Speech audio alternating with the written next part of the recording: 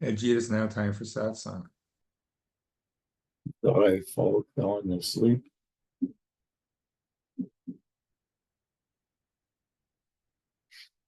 You think I have no concept of time?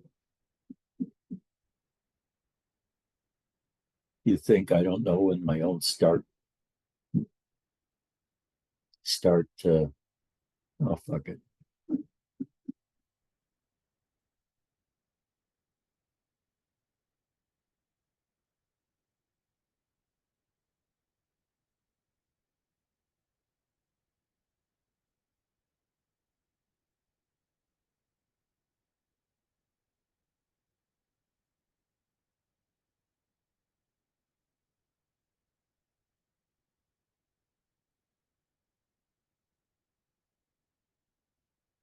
For me, my spiritual practice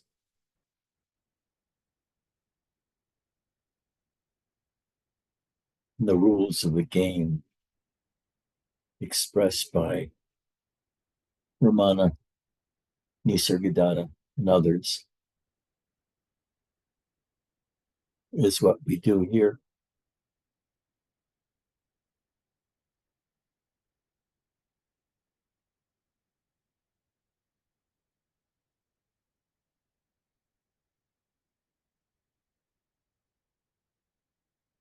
We let go of who we are in everyday life.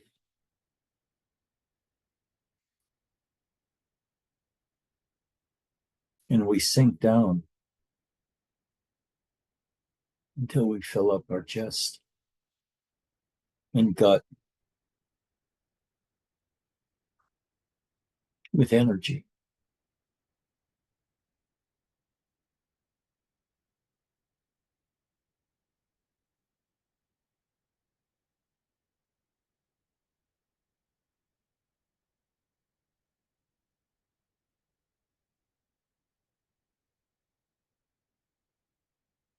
And we should try to hold on to that energy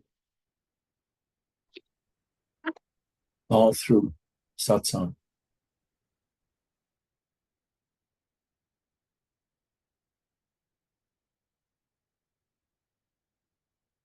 You see,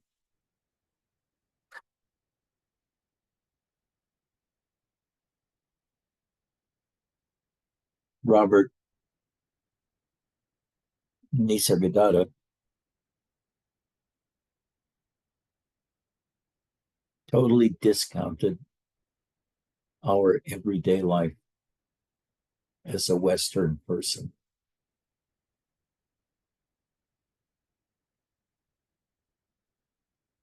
And Robert would say, "Come with me. I'm going somewhere else beyond this world. If you can, come with me. If you can't, just sit silently."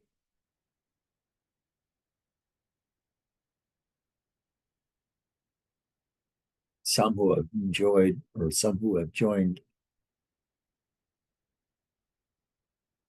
experience being taken over by the music and the chanting. That's what it's for. To shut your mind down. Becoming mindless. Every Sunday, I have a real hard time getting ready for satsang because I can't think about anything in the morning. I'm always in the power of sitting.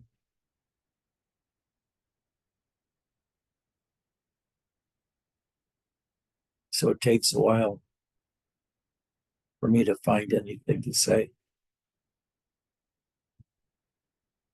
that's intelligent enough so that I'm not laughed at.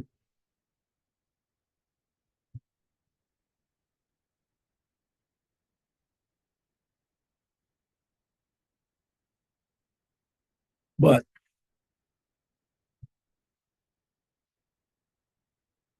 let's go over some fundamental points.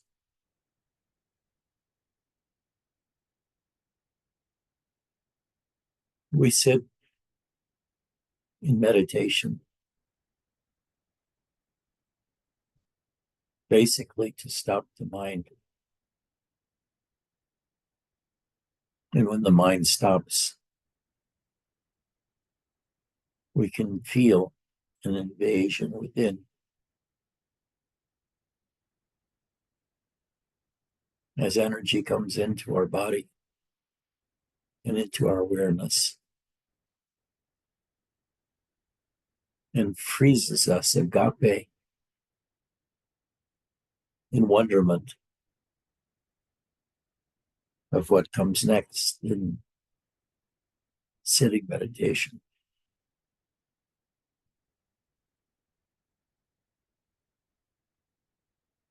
In sitting meditation,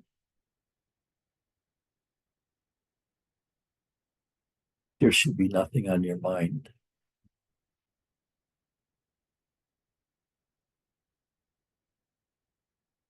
It's getting used to being nothing and saying nothing.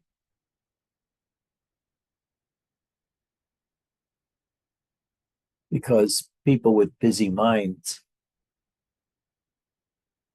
create our world.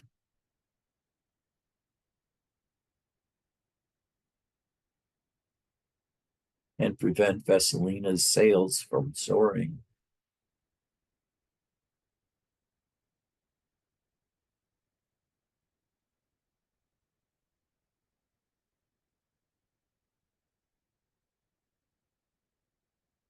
This is a way we can get out of our world.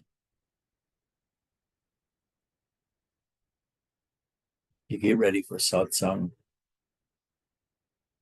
20 minutes or so.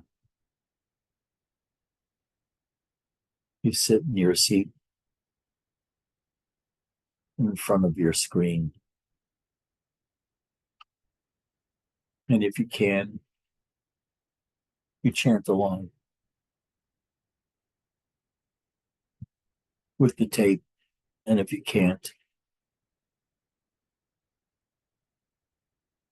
you just relax and let it come into you.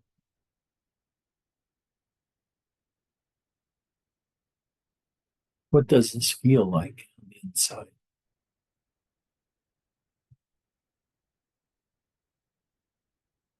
For me,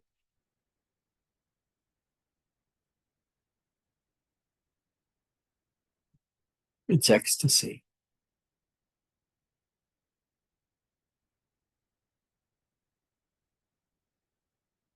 The world that I see and encounter when my energy and sight is turned within is one of profound happiness and not thinking at all.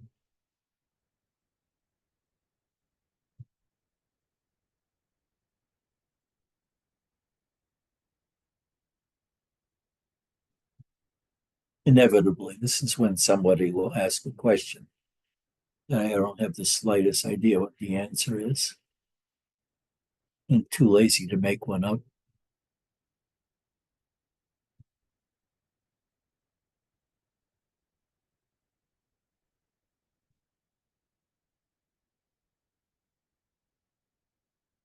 Now, Siddha Rameshwar did have a metaphysic that he was pushing. And we hear it also when we are attentive in satsang to the sitting and let it take us into a world of emptiness, power, and joy.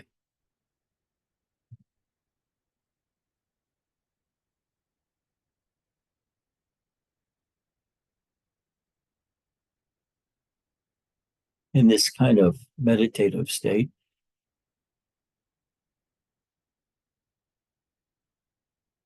the strongest thing that I'm feeling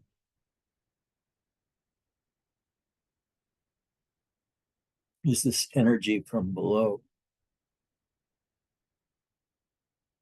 It gets trapped below my diaphragm. And my breathing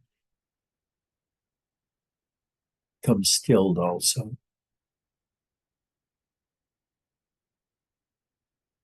So the satsang energy can break through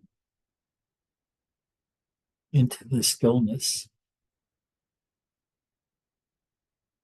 And we have stillness with bliss.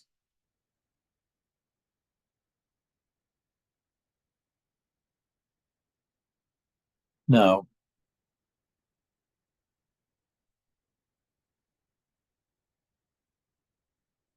I think the bliss and the stillness are necessary experiences on the way to enlightenment, and certainly not enlightenment itself.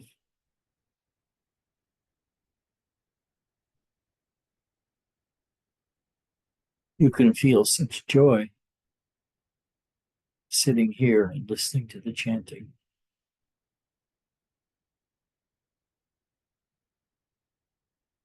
And I'll tell you one other truth.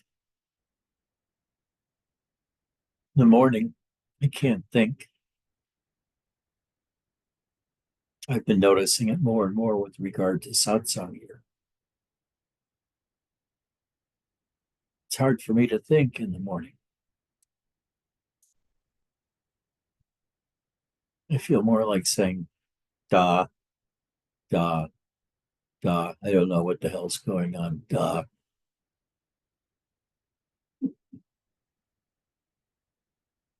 But what's going on is an attempt to escape both your body and your mind and get to the place that's wholly within you, that's still, that fills your belly and your chest with love and with divine energy, which allows you to really absorb what's within my words.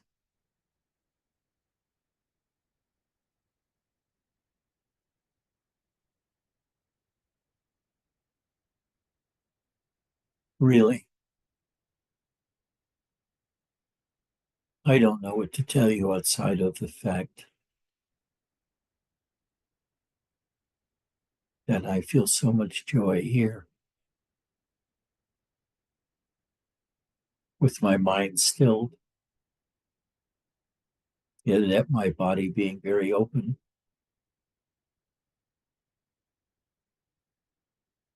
to both expansion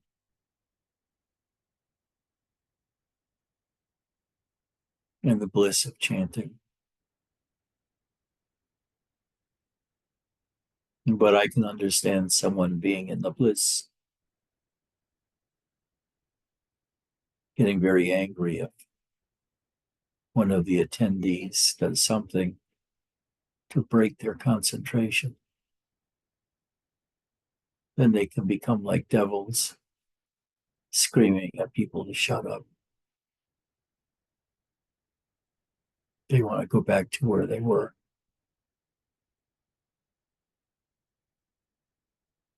All our lives, we have grown up with words, and words of spiritual teachers as well as other kinds of teachers. We can never really escape it. They're everywhere, especially on television on Sundays.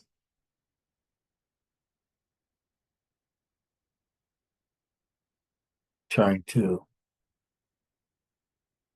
tell you there's something else in life besides the drudgery.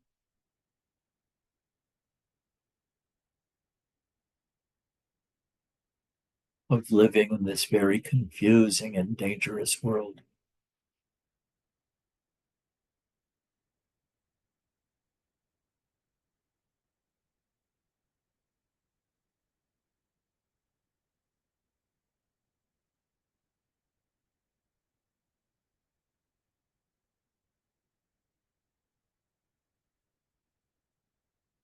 Right now,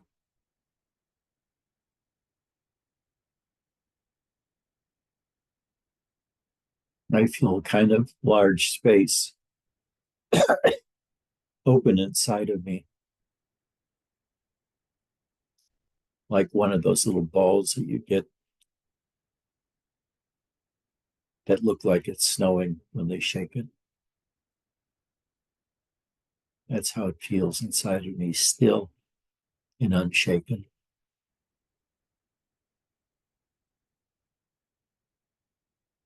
And in my chest,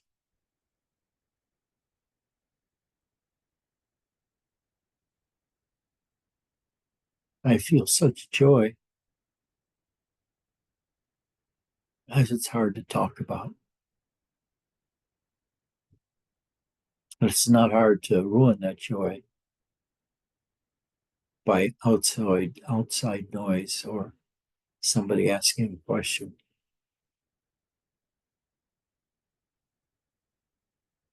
So generally, the chanting portion of satsang is done completely in silence outside of the chanting music.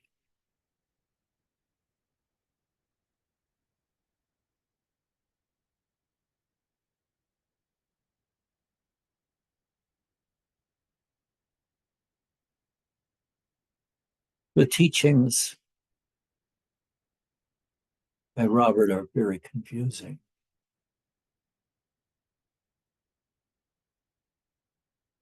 I tell you that this world is not real.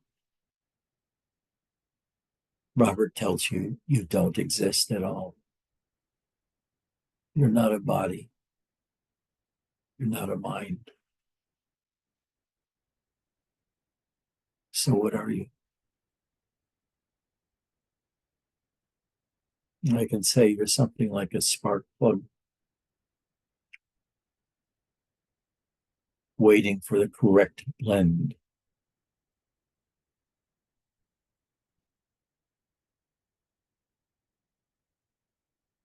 of music to flow in your own heart.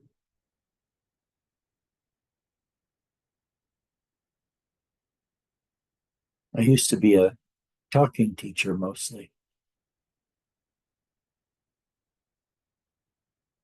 but all talking is mostly bullshit.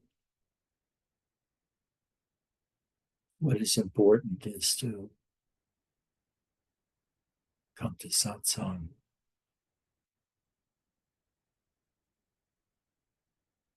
and enter a place of no mind. That can be quite blissful if you're silent and just go into it with all the other people in the room. Then when satsang is over, you have a hard time leaving because the period has been so uplifting.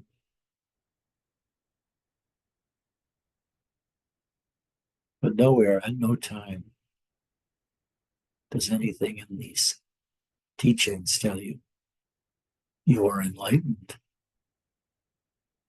or you're an ordinary mind.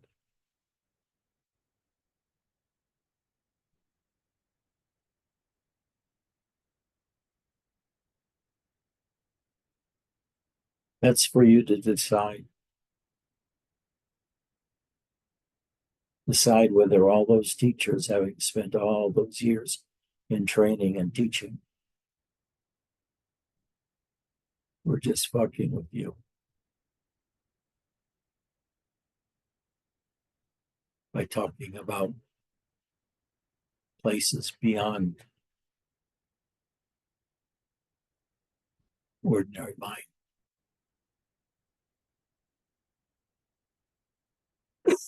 And you have to realize, too, that ordinary mind for a saint is different from the ordinary mind of a boxer,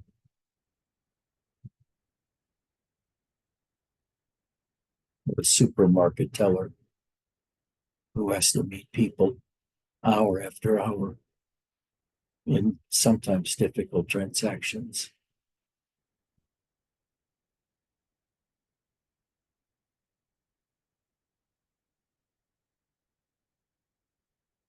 I used to be one of those persons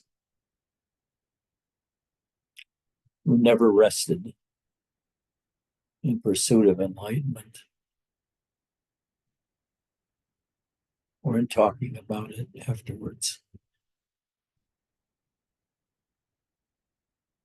I don't even know whether I is enlightened or not.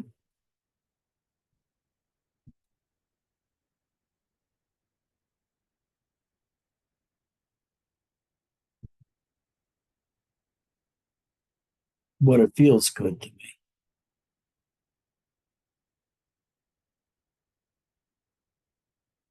To be totally blown open and feeling all kinds of nuances of energies in this room and in other rooms, and watching the faces of people here. I get they're mostly swimming in silence.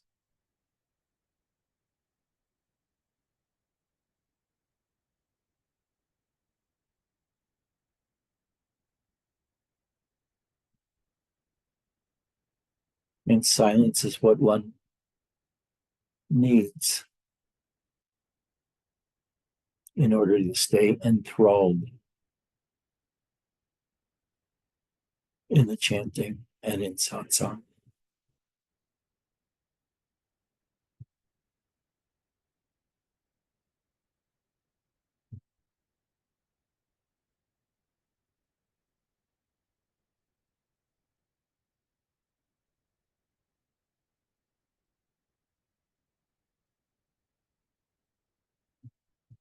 The last month and a half,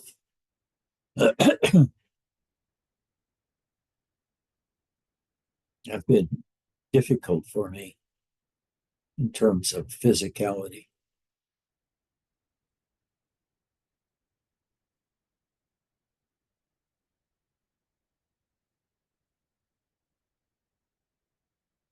I nearly died with blockages and blood vessels in my legs that floated upwards into my lungs. There's still some stuff down there that could float into my heart.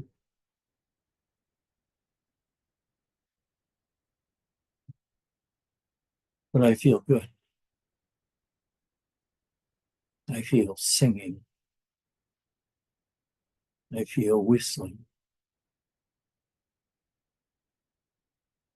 I feel happiness. I feel power of the Kundalini energy within me.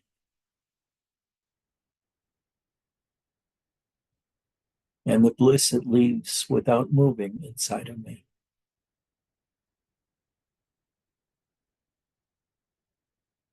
It fills my chest and my abdomen with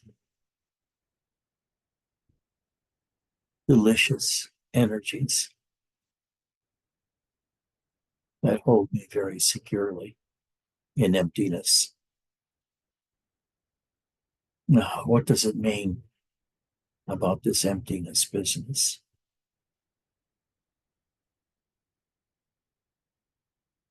It means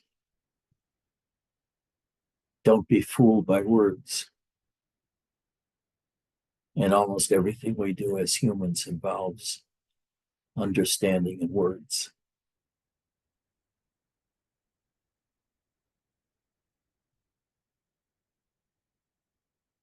Most people talk in terms of the human world, not so much in terms of the world beyond the human world, beyond the world of doing and raising a family and loving and searching for truth. And instead, we fall back into emptiness, where we enjoy great bliss and happiness and stillness. And we stay there for a few minutes before satsang is over. And then when it's over, we wish there was more.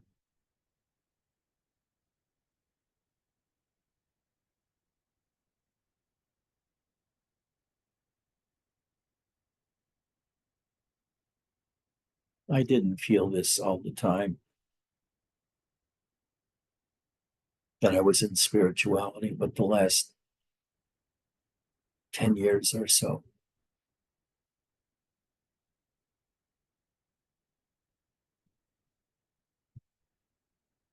I could feel the divinity in what I was talking about. The elevation that comes to me and my body in satsang.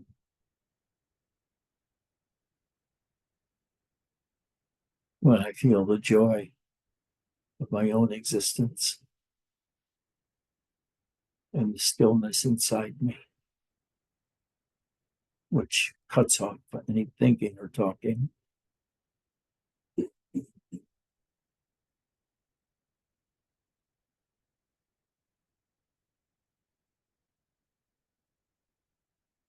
Now, does anybody have any problems with their own sitting or meditation that I could address? I look at you and you all appear to be quiet and deep inside yourself.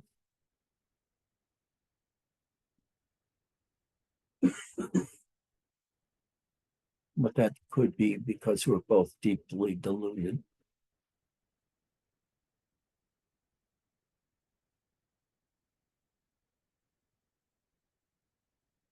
I guess part of what this thing about spirituality is, you can learn to be very, very happy without all the drama that ordinary life brings us in terms of deadlines, finances, love, family, etc.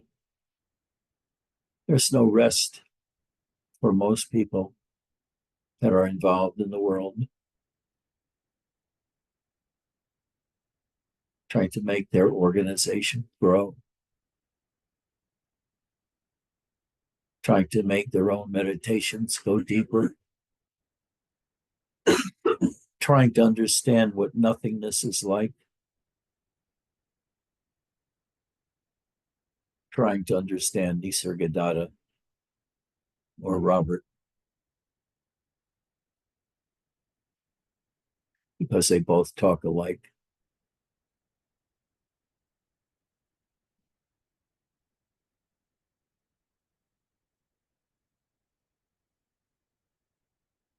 Robert always told me, you don't exist.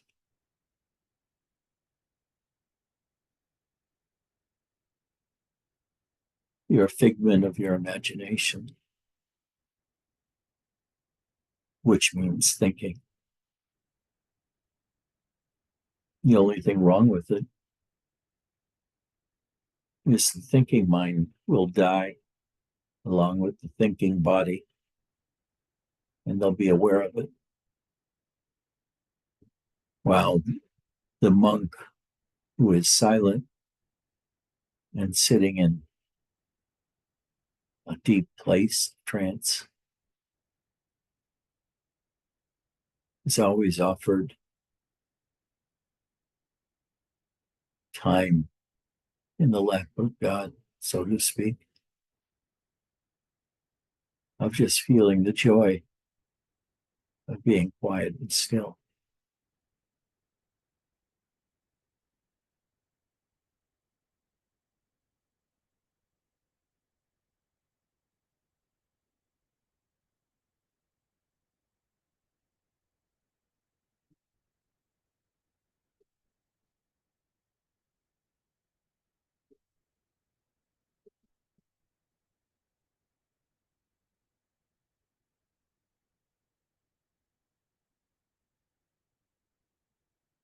Does anybody have any questions?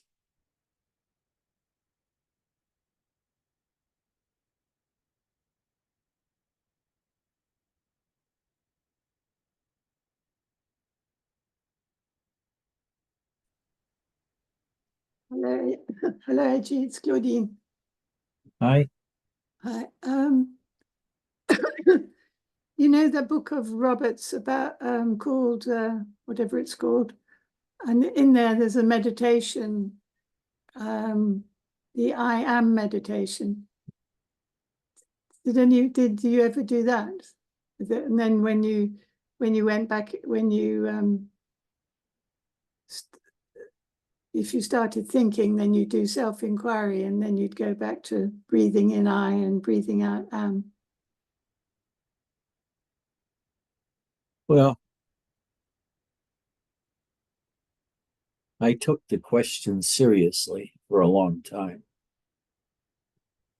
So when I was plunging within, my mind was looking within at the quietness within, and my attention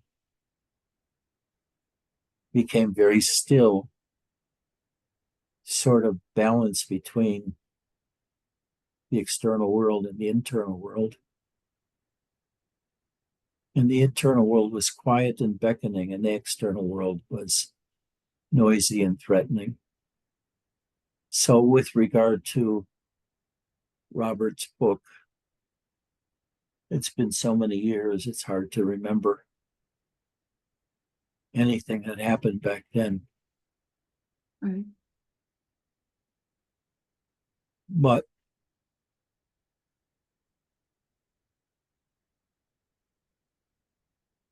I did know that Robert would tell us we don't exist.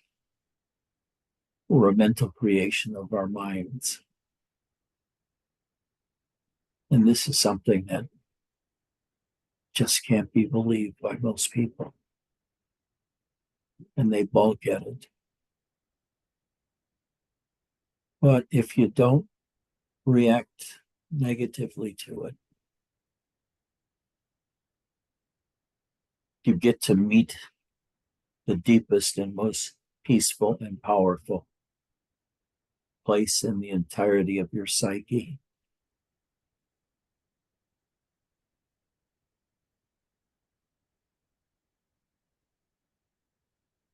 I always found when I used to like doing it, but it seemed to keep me in my mind a lot, because I had to think to say breathe in I, and I had to think, and then the self-inquiry, which I don't mind doing. I can do it all day long when I'm not meditating, but if I am meditating, then it keeps you up here. Well, keeps me up there. So Then start your meditation without thinking, without mouthing anything, and let your attention sink into your belly and just stay there quietly without any questions. Letting the meditation work for you.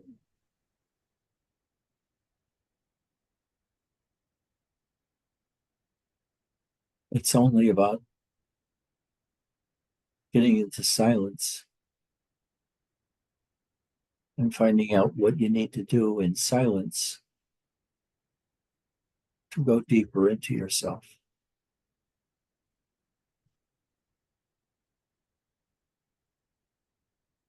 Thank you.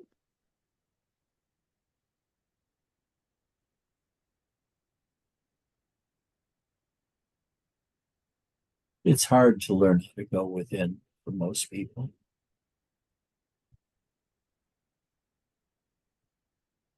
For me, I'm always inside to a certain degree and locked into attention on my inner world.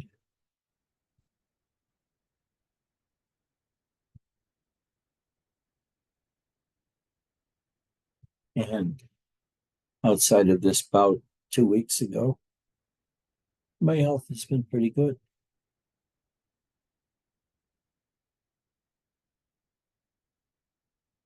But what happened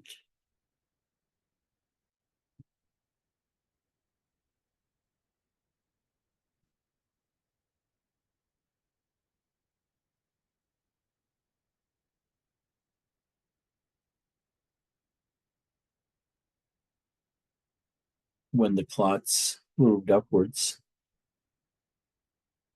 from my legs into my lungs and upward was purely ecstatic.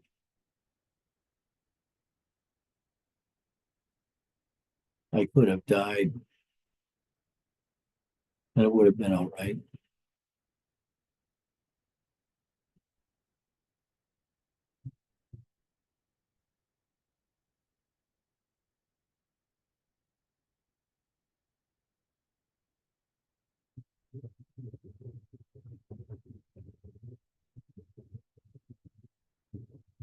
Any other questions?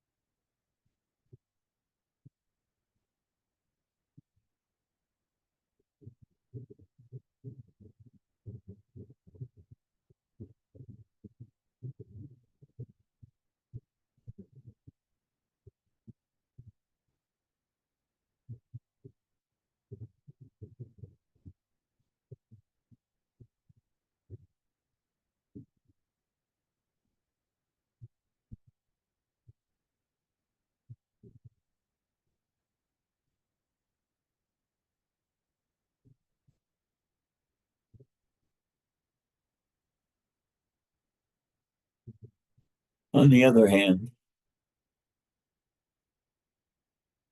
the books by Siddha Rameshwar point out all aspects of the journey into one's own self and what one learns.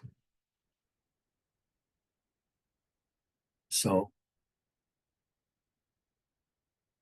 I highly recommend Siddha Rameshwar's books.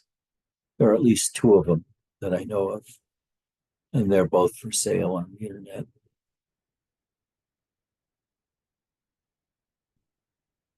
The smaller, shorter one is totally about the experiences. Well, not entirely, which comes with sitting in meditation and how that takes you to a certain kind of knowledge.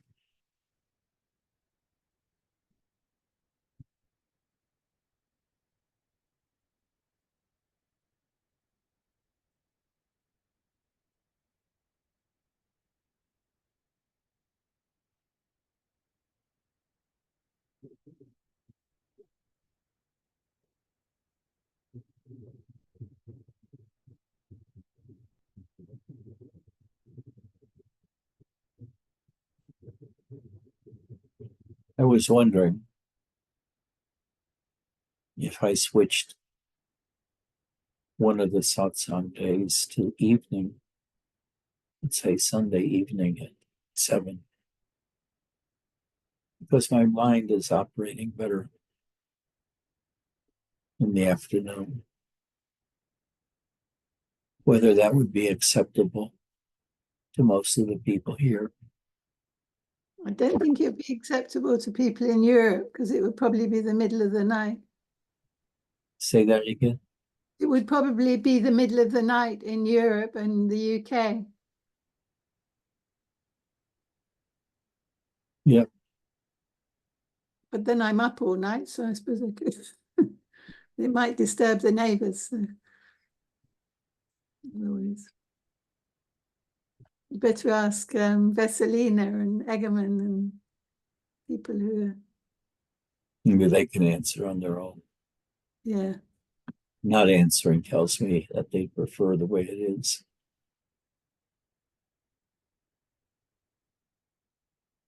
But I'm definitely smarter at night. My mind actually works at night rather than just wanting to say, oh, shut the fuck up, leave me alone. Because I'm so happy here. I don't want you disturbing my meditation.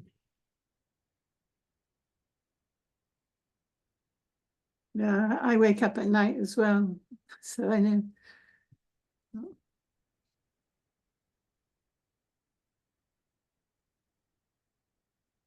So, any people that would like at least one night a week to begin late on Sunday, please raise your hand.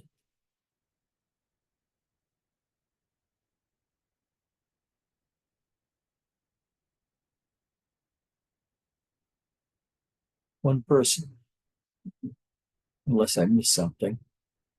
2 persons, he raised it. 3 persons, 4 persons.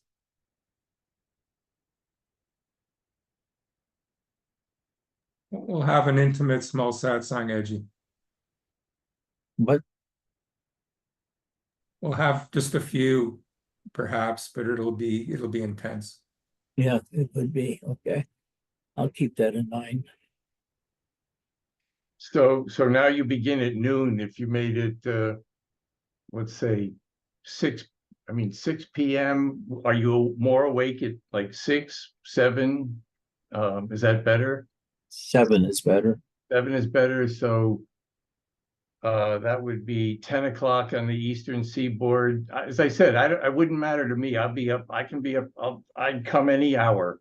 Whenever you say I'm here. So because 3 a.m. 3 a.m. for you would be 6 a.m. for me. It doesn't matter. You know, I'll hang out on the corner. I'll get a muffin and cappuccino and come back up and get ready to do it. Okay, I hear you. I love you.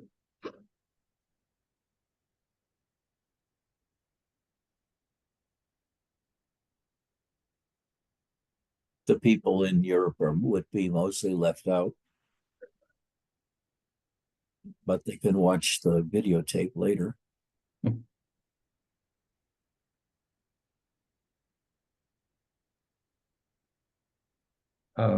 Let's see. 4 p.m., 4 a.m. I will come, but I won't be happy. It will be 5 in the morning. For the UK, 3 a.m. Oh, Edgy, would you consider doing maybe keeping the Sunday one at the same time and maybe going back to doing the Wednesday, but like a late evening Wednesday? That's a possibility. Yeah. I'll consider it. What time? You have a time? Whenever you like. yeah, whenever you like. If you wanted to do it at 7 on a Wednesday night, I mean, as I said, everybody's got to find their way here. That's not a problem for me. One of the biggest time differences was Australia, because I'm sitting here at almost 4 o'clock. 4 p.m. is 4 a.m. there. It's 16 hours ahead. So it was crazy. Nobody, everybody, Ian and Cassie were getting up at 4:30 in the morning there to come when they were here. God bless them,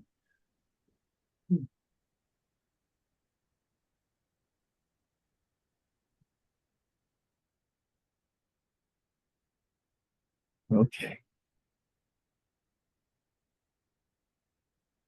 Is there anything anybody wants to know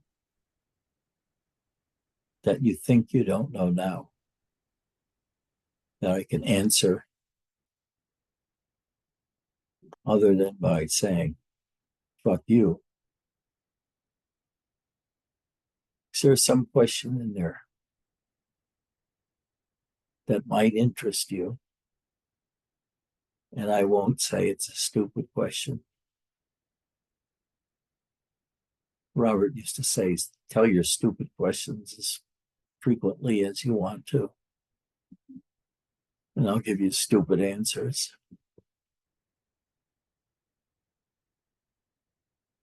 He never said the latter, but he implied it. Robert was a riot at Satsang. And it changed over the years. But near the end, Robert would just come in, walk in among the sitting students, and take his place at the front. And be very quiet for a long time. And then satsang, he would give me the signal to start satsang. And we'd be off.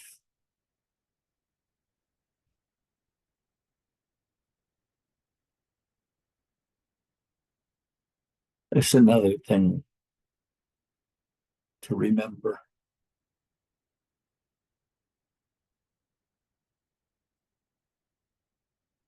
Robert had a very specific point in mind that he was trying to reach people at.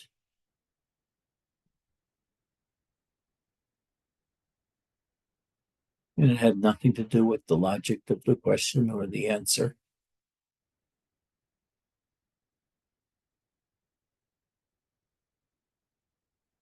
So you shouldn't look for intellectual answers to any of your satsang questions. Because he gave you sort of his own world version of an answer.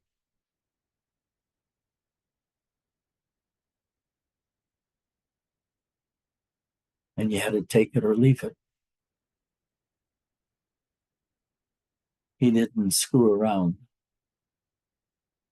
with satsangs with a lot of meaning in or teachings. He just said that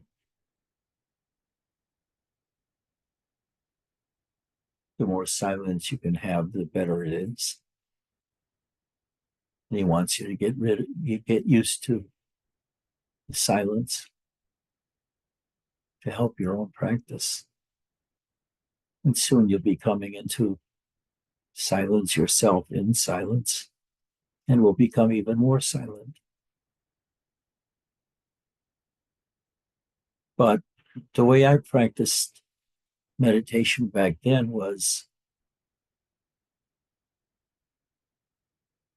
to turn my attention around from what was happening in the world and going within as I am now.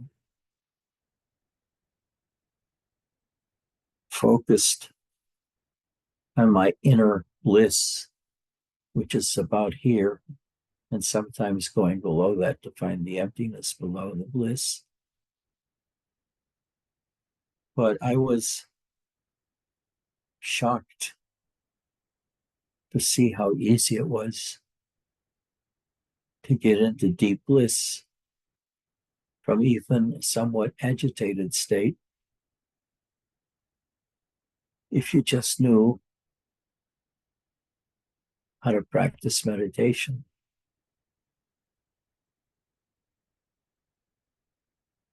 And by that, I mean, you look within, you don't say anything, and you just keep looking, and you go into meditation, where there's no more thinking about what is this all about or anything like that.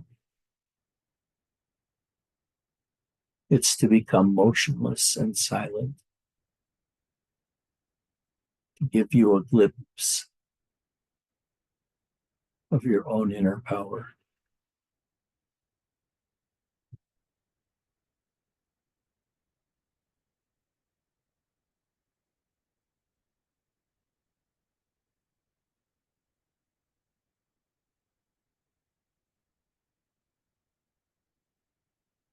Does anybody have any more questions? Vesselina, I want a question from you.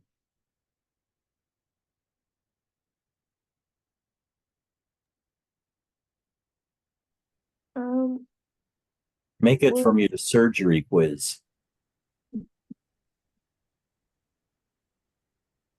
To ask you about it? I'm just seeing how you deal with this. No, I was just imagining how we'll be waking up for satsang early in the morning. And yeah, I was making plans ahead. Good. I see you can use your mind. Now, let go of that.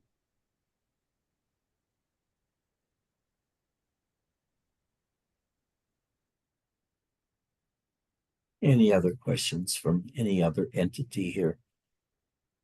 Visible or invisible? Is Robert here in the background? Nothing.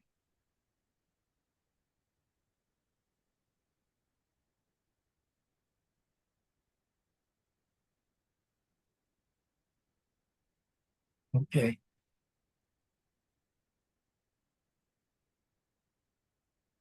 Take care of yourselves. I'll see you next week. I'm going through great changes now, and I'm going to make a lot of changes to satsang. And I'm working on this, but my working isn't like it used to be. It's much slower and better, in a sense, for understanding's purposes. So take care of yourselves. I love you all. I'll see you next Sunday. Bye-bye.